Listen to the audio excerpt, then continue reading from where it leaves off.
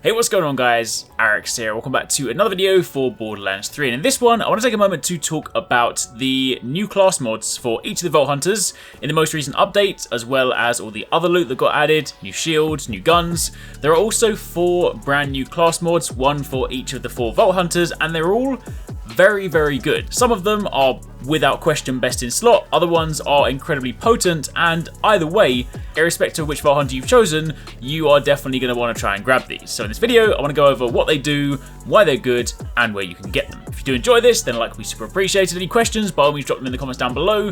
But let's turn our attention firstly to the Spiritual Driver. If you guys saw our Amara build yesterday, you will know exactly why this is so good. This is the one that makes it so that whenever Amara uses her action skill element is applied to herself as a status effect, and Amara also gains a gun damage bonus based on the speed that she's moving, which is precisely why, if you saw yesterday's video, you use your action skill into the ground, you apply the element to yourself, you move incredibly fast because of the bonuses you have in your skill tree, and you then do insane gun damage. It means you're zipping around the battlefield, you are ripping through things, whether they have shields, whether they have armor, whether they have flesh, depending on, of course, the elemental weapon you choose. This is just incredibly good. So if you guys want to get this, what you want to do is you need to go and farm Celestro. That is a crew challenge on Necrotafeo. He can be found alongside another mob called Atomic at the Tanzania Ruins. Now keep in mind, this is actually pretty good because of all the class mods, this is a very easy one to farm. Keep in mind, all of these need to be farmed in Mayhem 4, so if you want these, you have to be on Mayhem 4. You can also get these simply by playing the Malawan Takedown. Any of these can drop from Wotan, so of course if you happen to be playing that organically, you may just obtain it, but if you want to specifically farm it, then for this one, turn on Mayhem 4, go and farm Celestro, which you can very easily reset and just do on repeat.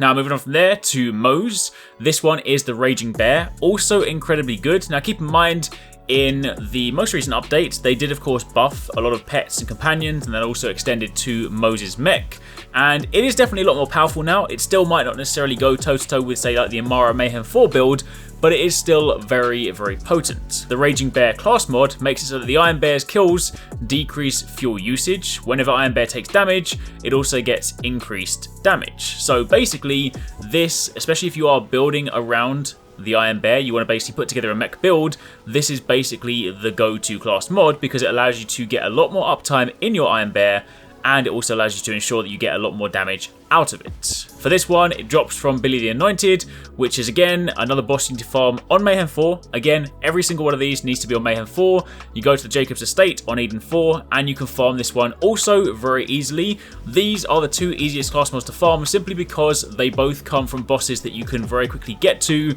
and then reset and farm on repeat. So obviously it's a random drop. It might take you a while. It took us a while to get the drop from Billy, but you can do it pretty easily. Meanwhile, the other 2 are a bit more of a pain. Firstly, you have rakk, which is Flak's class mod. This one's incredibly good because while yes, if ever you talk about Flak right now, it is still largely speaking his crit build, you go fade away. That's kind of how people always use Flak. However, thanks to the most recent buffs again to pets, you can actually put together a very potent rakk build, which I'll probably be sharing with you guys very soon, and this class mod synergizes nicely with that. For this one, whenever one of Flak's rakks hits an enemy, they then split into 2 more rakk, essentially doubling the output of your rakk attack. And given that now you can actually get some pretty good damage out of them, pair that with of course anointed weapons that further increase rakk damage, further increase rakk charges, you can basically double your damage output from this, and it is actually incredibly good. I've always really liked the rakk just because you can kind of just press the button and just like forget about them. They just home in on enemies. They're a very like easy, fun, relaxed way to play, and if they can do some good damage alongside also duplicating in the process, then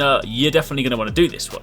However, rather annoyingly, if you want to farm this one, and same for Zane, these are linked to trials, and they're linked specifically to the final boss. So basically for these ones, annoyingly, you have to play through the whole trial on Mayhem 4 to get a chance to get the drop, and if you don't get it, you need to repeat the trial again. So unlike of course Amara and Moze, where you can just quit out once you defeat the boss, these ones are a lot more time consuming. Again, you could of course just go into the Malawan Takedown and farm them from Wotan, but either way, specifically for Flak, this comes from the Tink of Cunning, which is the final boss on the Trial of Cunning Proving Grounds, which is Ghostlight Beacon. So select that one, farm that on repeat, and that is where you can get it from.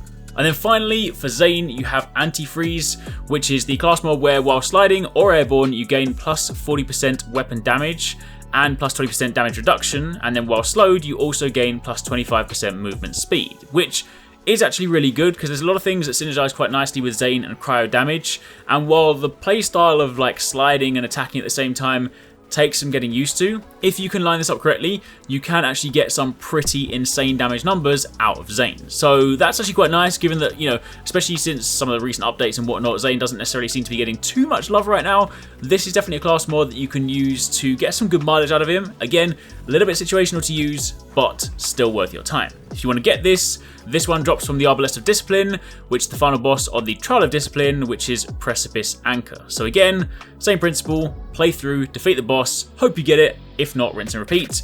And again, all that needs to be on Mayhem 4. But either way, those are the 4 class mods that were introduced in the most recent update as part of the Mayhem 4 loot pool. They are all incredibly good. Of all of them, the Amara one is without question one of the best in slot ones. 100% you definitely want to grab that.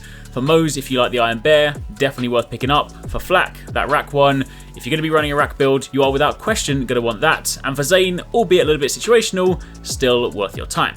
So grab those, pick them up. Any questions, drop in the comments down below. And of course, keep it locked for plenty more videos. I really hope you guys enjoyed that video. Remember to hit that subscribe button and also click on the little bell icon to turn on notifications so you don't miss my next upload. Also, don't forget, you can check out TwoSixNine and Paradise Central streaming over on Twitch 6 days a week.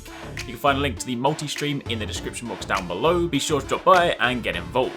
Thanks again for watching. Take it easy. Catch you next time. Peace out.